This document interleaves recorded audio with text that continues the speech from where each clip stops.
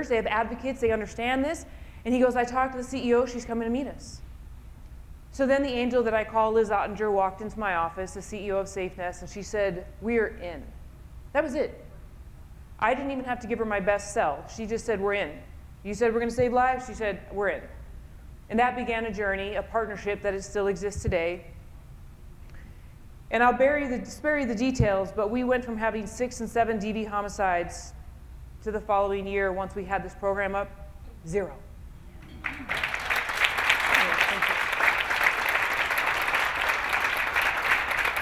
And not because they weren't happening, not because domestic violence was cured, but because we got there, we got the victim out of the situation, and we closed the loop. Okay, that is so important. That's how we do it in police work. And the examples go on and on and on, from how we close the loop on a gang shooting by healing the community to prevent retaliation. How we close the loop on a loud music call, because the second time the person calls, the third time the person calls, the fourth time it's a drive-by shooting, right, if we don't close the loop the first time. So what are you doing in your business to close the loop? What are you doing to make sure that you're not going to have the same pattern happening over and over again? And let's talk about that pattern. Because the second part of closing the loop is your relationships. What are you doing over and over and over again? Are you finding the same person over and over because you didn't close the loop the first time? We are attracted to that which we need the least. Be with that for a second. We are attracted to that which we need the least. Relationships, absolutely. Because if we date a person and we have good time for a little while, but then it goes south, the person becomes abusive, narcissistic, a cheater, whatever, and then the very next person we're with has the same qualities, it should not be surprising, because we didn't close that energetic loop in our body. So before you move on, take the time to really finish the last one.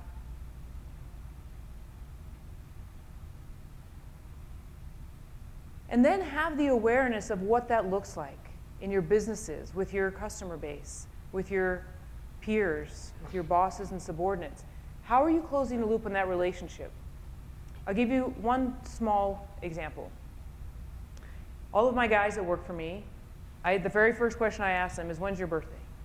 I love my birthday. I love it. And I think it's important to celebrate everybody else's. And so everybody that works for me, even the guys that worked for me 10 years ago, it's in my calendar and a reoccurring thing, I send them birthday cards. Even at this level, even at this rank, if you worked for me 10 years ago, you still get a birthday card. If you currently work for me, there's a Starbucks card in there. But if you don't work for me anymore, then you just get the card. And they know that. But that's how I close the loop on those relationships, to remind people that they're still important to me, right? It's constant. If somebody takes you to lunch, did you send them a thank you note? Those are not outdated. What are you doing to constantly bring that full circle? Because people remember. It's what makes you more memorable. So for me, on 1 October, the relationships, the way I closed the loop that night was bringing those guys together, giving them the chance to put some pieces together, and to feel seen, and to feel like they were going to be okay, because I knew that that night needed that. What about food?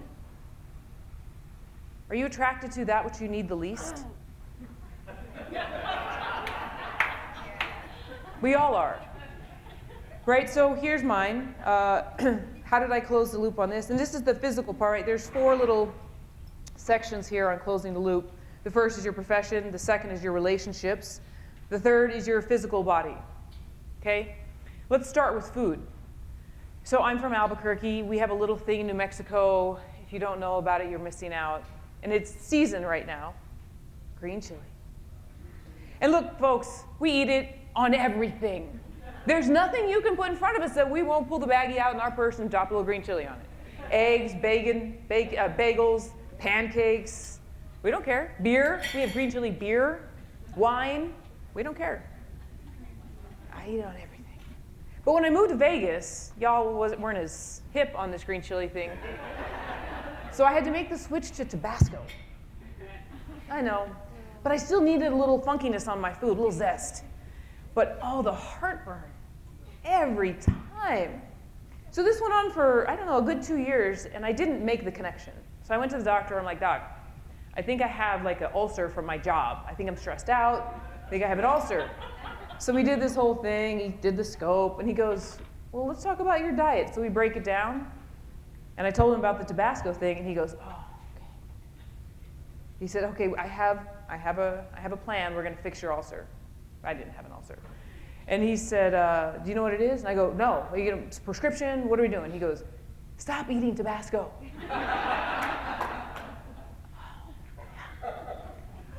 Lo and behold, my heartburn went away. Right, that's a loop closed, because I knew my body was telling me it wasn't good. It didn't like it, it didn't feel right. There was countless other foods like that for me. But I finally took the time to listen to my body. Jennifer told you that I teach yoga. I've been teaching yoga for a little over 2 decades. I've been to India half a dozen times, traveled all around the world. It really is the balance for me in life. But we always talk about, and I tell my students all the time, that we're attracted to what we need the least. So we live in Vegas, so all of us, we're overstimulated, by the way. I probably drink too much caffeine.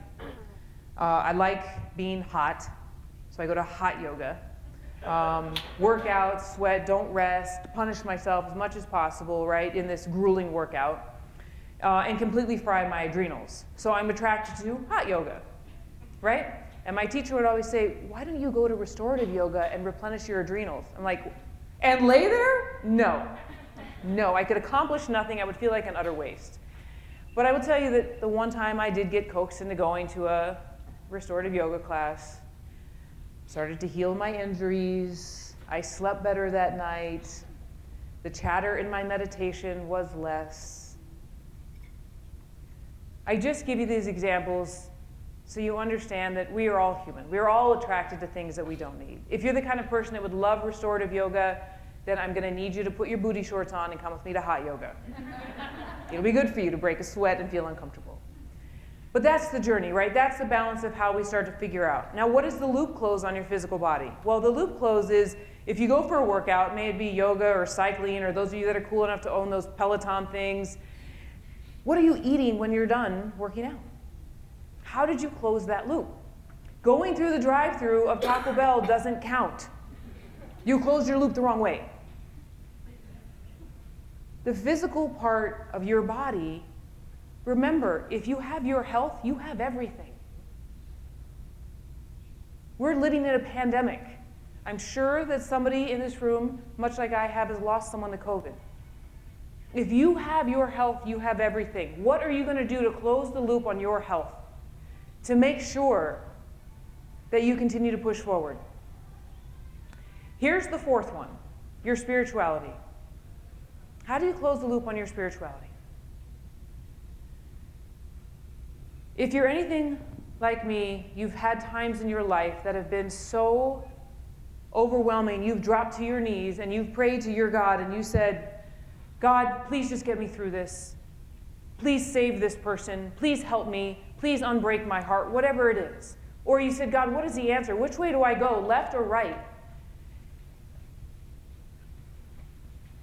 But most likely you were too busy to hear the answer. I told you I often hide in my closet. I get up at 4:15 every morning, except for Saturday. And I sit in my closet and I just sit there for 5 minutes and I say, thank you. Thank you, God. Thank you, because I know not everybody woke up today.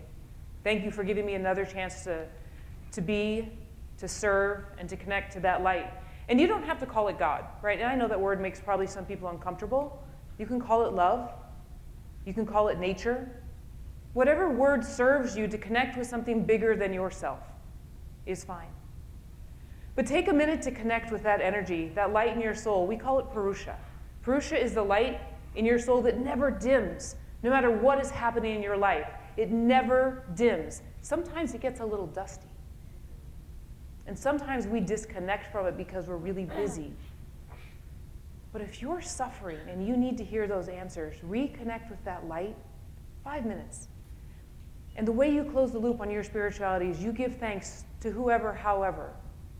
But then you have to quiet your mind long enough to hear the answers. They're there. We just don't hear them. We miss them. The yogis believe that they come in to the bindi, which is the very top of your head, and they drop into the fire of your abdomen. You never hear them unless you're quiet long enough to catch them. Close the loop on your spirituality. Your business, your relationships, your health, and your spirituality. They all deserve the opportunity to have that full loop come around. At the end of the day, we have a profound opportunity, ladies. There's never been more women in business. There's never been more women in male-dominated professions. Right now, there's more women police chiefs than ever before. And just for the record, on Metro, and this is all credit to Joe Lombardo, by the way, our sheriff. We have 3 female deputy chiefs. By the way, there's 5 total chiefs. 3 of them are females. Never before. Never before. And please understand, it's not because we're females that we're in those roles. It's because we worked our ass off to be there. It's because we said, I will work harder than any man, woman, doesn't matter. Because my work ethic will precede me. My competency will precede me. And my desire to make the community and the department a better place will precede me. You have that same opportunity right now. Business is hungry to grow after COVID. So grab this opportunity. Grab it, because the time is right now. To build, to reinvent, to recreate, and to inspire those next to you. And just remember, don't let anybody steal your peace. For if you do, you become a slave and they become your master. Thank you.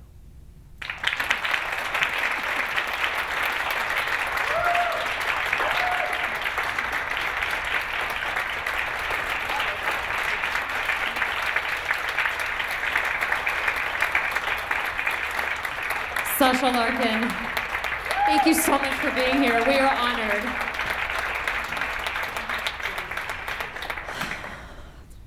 Yeah. On the edge of your seats, right? Yeah. Uh-huh. Uh-huh. Wow.